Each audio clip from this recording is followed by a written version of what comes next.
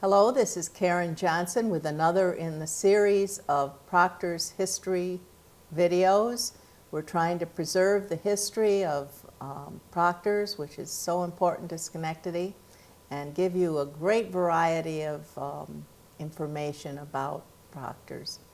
Today is October 30th, 2015, and we have as our guest Ann Parillo, who is a very well-known TV impresario in her own, but a volunteer at Proctor's and some other things. So, Ann, I thought maybe you could tell us a little about your career, because I just find it interesting how you transitioned. Well, it's kind of funny because people do say to me, people that know me now think I've been doing this all my life. Well, as you know, I'm a pharmacist. I've taught at the College of Pharmacy. I owned my own business. I worked at Sterling Drug. I was a consultant for Sterling Drug when they opened up their plant out in Kansas. I don't know, I've worked with the Medicaid Surveillance and Utilization Review looking for fraud.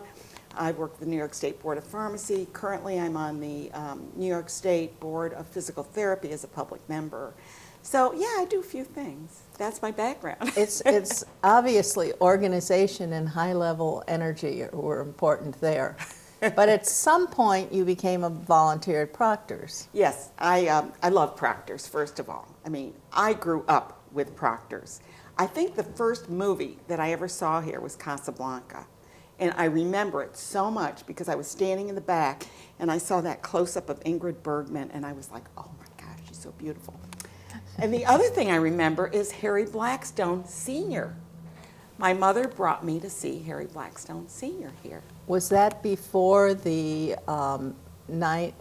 79 performance? Oh, wait, well, that's Junior. Okay. Senior was before that, in the 40s probably, that he was here. I don't know what date he was here. That'd be interesting to find out. But I was a little girl, and I was like, oh my gosh, this is just magical to be here. And yet, the theater at that time was not in the Renaissance that it is now. And I remember, always dates at Proctor's, sitting in the balcony and, holding hands. There must have been a lot going on up there, because I hear quite a bit about that. Holding hands.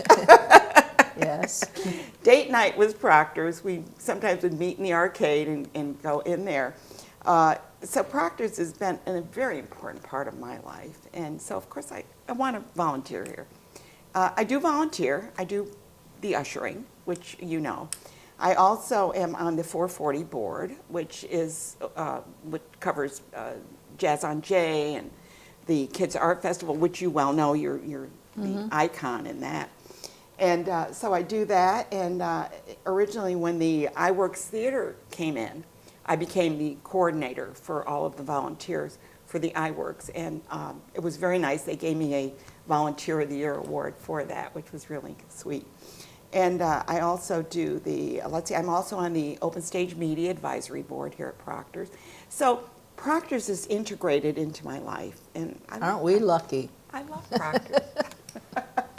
Well, you just keep doing a great deal. So, on the other hand, you started this career as putting on a Schenectady show. Yeah, that's my second career. How did that idea come up? Well, it was many years ago when Schenectady Access Cable Council, which was located over at North Broadway, decided that they wanted to do a daily show of Schenectady Today with different hosts.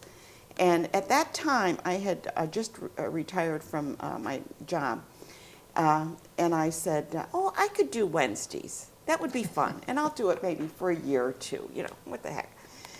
Well, I'm in my 18th year, so it just kept. And how many shows? 906 now we're doing. So what are we going to do when you do your 1,000th? I don't know. We should have a party. We really should, and I'll volunteer to work on it. Yay! I hope I'm still around then. But anyway, and I've interviewed so many nice people, and if it wasn't from Schenectady Access Cable, it was kind of incorporated into Open Stage Media here at Proctor's, and they were gracious enough to let us use the basement and do the show down in the basement, which is really... Which we call the Education Center Yes, today. the Hearst Education Center, right? or the underground. We have two names Right. for that. Right? This is always good. Yeah, it's good. And it's right below the Apostrophe Cafe, which has just recently been renovated. So, so we do our show down there, and we come in on Tuesday mornings. The room is blank. There's nothing in it. So we come in and we set up all the chairs. We bring out all the equipment. We do all the wiring for all the sound and the cameras. We set up reception tables so people come in. And I have volunteers that have been with us since the beginning, which was Nina Rindinella and Greg Millette. They've been with us from the beginning. And currently our team is made up of Mary Lou Samaha and also Malcolm Kogut and Barbara Baxter and occasionally Ed Cady. So we have people that come in and help. Without volunteers, we could not do this show. Right. And we have 6 segments, and I love our guests. I am so blessed to meet the most wonderful people in our community. So talk about a few of the guests that have been very memorable in your... Well, I think Ed Kaczynski was really a very, very interesting interview. I did a half-hour interview with him. And of course, he talked about his brother and what happened in that whole case. It was very touching. I've interviewed a lot of people, and it's hard when you say to pick out what your best interviews are. I think the most interesting one is when I had alpacas on the show. Were you here that day when the alpacas? No, but how did you get them into the building? Well, it's funny because they did bring in, there were 3 alpacas, and these alpacas were gorgeous, gorgeous animals. And we have, they took photos of them getting off the little trailer that they brought them in. They brought them into Proctors. Now, we filmed downstairs. So you have to bring 3 alpacas downstairs. I don't think that they do stairs very well, although maybe they do, I'm not sure. And so they put them in the elevator. They came down, we did the show, and we had some kids on the show that day. The kids just loved them, petted them, and people took pictures with the alpacas, really great. So I had them on first, because with animals, you want to get them on first and out because you never know. And we had made sure that there was no droppings around for Proctors to clean up. So they finished the interview, which was wonderful. And then they left, and I'm doing my next interview, and I'm hearing a commotion over by the elevator. But I don't want to look, like this and see what's going on. So I'm sitting there, and I'm wondering, what the heck is going on? And I'm hearing, come on, push a little. And I'm going, what is going on? Turns out the alpacas came down the elevator. After that experience, they did not want to go back into the elevator. So they would not go in. It took them a half hour to push, cudgel food. I don't know what they did, but they finally got them in. But we heard afterwards that many of the employees that came in, when those elevator doors opened and they saw 3 alpacas there, they were quite stunned. So that's so typically you would have 6 segments. And it could be a band, which is more than one person. Yeah. And it could be one person. Could be a performer. It could be a theater group. It could be someone talking about issues of the day. It could be health issues. It could be disability issues. I cover it all. This coming week we're going to be talking about lung cancer and the awareness of that. We've done breast cancer, domestic violence. So it's not just all fun and games, but it is a lot of fun and games. That's good. So when you plan let's ask this question first. How many people approach you and want to be on the show? I would say I get about 2 a day, which means I am booked out. I have bookings out through November of 2016. Wow. Because people want to make sure that they're on the schedule. And they have some event or some reason. They know that every year they have date. the Armenian festival is at a certain date, and they want to make sure they get on. So and they've got to plan ahead, and I don't hold any dates. So until you say, yes, I'm confirming, then you have the date. But sometimes I'll send out the same date to 10 different people, and then one person will take it, and then 2 weeks later somebody says, well, I want that date. And I say, I'm sorry, you didn't confirm it, So it's first come, first serve. And I try and balance the show as well. So not only am I allowing people to be a guest on the show, I have to kind of look at the show as it's developing to make sure. Sometimes it might be kind of a musical theme or maybe a health theme. So I kind of want to look at things to put it together. So since I produce it, I have to do all that work as well as all the background and all the guests too. So talk a little bit about the backup of newsletters and things you send out to the You're getting those. Yes. But you have quite a communication system I that do. isn't on the TV. It's Right. Well, one of the things I do is I, first of all, send out a newsletter, or I post a newsletter to the web that tells about all my guests. Because I believe if you're coming on my show to talk about a very special event, it shouldn't just be that snippet on the air. If I can give you more exposure, that's what I do. So it goes on to the web. Besides the web, I will also put it on Facebook after your appearance. So there'll be a picture on Facebook, and I have 2 Facebook pages, my personal and Schenectady Today. And then I include the entire write-up and update it if something new came in. So that way, people are getting, they use the phrase more bang for the buck, but that's, a military term, but I use it too, because I try and give my guests as much exposure as I can, because I'm a volunteer. Most of these people on the show are volunteers, and they want to get their messages out, and that's all I try and do. I'm a conduit. Do you have any idea how many people watch your show?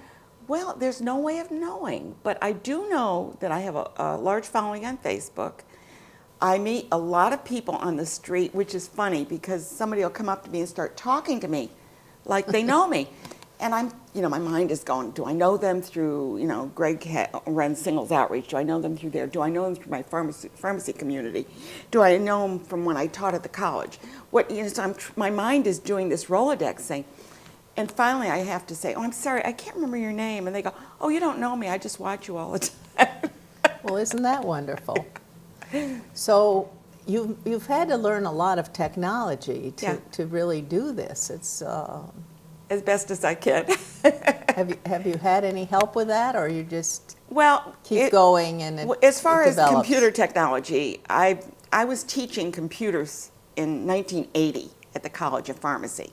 Way ahead of most people. Way ahead of the curve, and it was basically we were teaching our students how to keep patient profiles and how to look for drug interactions, drug-drug interactions, drug-food interactions. So this was kind of secondhand to me to kind of go on. I must have learned, I don't know how many word processing programs, because my colleague kept buying new WordStar, all these new ones, until Microsoft came in with theirs, and we're there with that. Kind of took the whole Thing over. So I'm pretty adept at Access and Excel and all of the programs, because I keep all of my data, including every one of my guests. I have a database. And I can tell you, I can go to your page and find out every date that you've been on the show. How's about that? So, well, you do, and so you have your newsletter, but when a person is on the show, they get 2 or 3 individuals. Yeah, I start sending out reminders 4 weeks ahead. The first one says, remember, you're on the show, because I do book out 4 to 6 weeks out. So remember you're on the show and start thinking about it. The second one will say a little bit more till it comes to the last one, which I tell them kind of what to wear and make sure there's a collar for the microphone. I do all of that every week. Like today, we're filming on a Friday. I will be sending out 4 reminders as soon as I get home to the groups. And I also have to make up groups of emails so that everyone involved in that show gets that email. So technology-wise, I'm always revising and making sure I got that all put together. Well, there's an awful lot to it. And meanwhile, while you're getting the guests ready, you have your crew sitting across from you, and they're doing things like taking pictures of your guests. Yeah. Making sure the names are spelled correctly. Correct. I mean, there's a tremendous amount of work that goes into this. Yeah. Well, if you look at most television shows, hey, next time you watch a television show, take a look at those credits rolling. Now, I've told Greg, I want credits rolling that says producer Ann Parillo, host Ann Parillo, technical advisor Ann Parillo.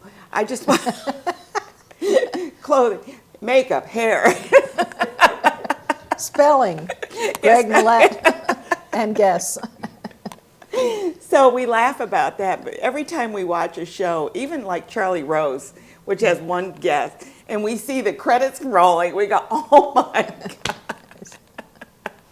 Now, you also, besides the interviews, you have the between the interviews Breaks, the break. breaks, yeah. And a lot of that, I noticed, is you have been out videotaping community events. Absolutely. Yeah, we try, like with Kids Art Festival, I recently personally did an interview with Mr. Wilson that just had an exhibit over at the Folklore Society. It was a great, and I kind of did it from behind the camera because I didn't have anybody else. So I videotaped that, and then we used it for breaks, and we also put it on the web, so anybody that wants to see it can take a look at that as well. And besides all this, just listening to you, you have a very active social life. I mean, you'll be talking about how you went to Glens Falls to see a certain play, or Albany, or... Yeah, do you have any time left over to just sit and... Not hardly. I also am, because I graduated from the Albany College of Pharmacy, I'm on the President's Advisory. So they have focus groups and things, so I'm involved with that as well. I usher only at 4 places. Proctors, Cap Rep, Schenectady Light Opera, and Civic Players. So I get to see all the plays, so that's kind of fun. And not only that, but I'll try and get over to the Albany Civic Theater to see their plays, or the Circle Theater Players, or so. We're lucky we got you for this interview. I had you on my calendar.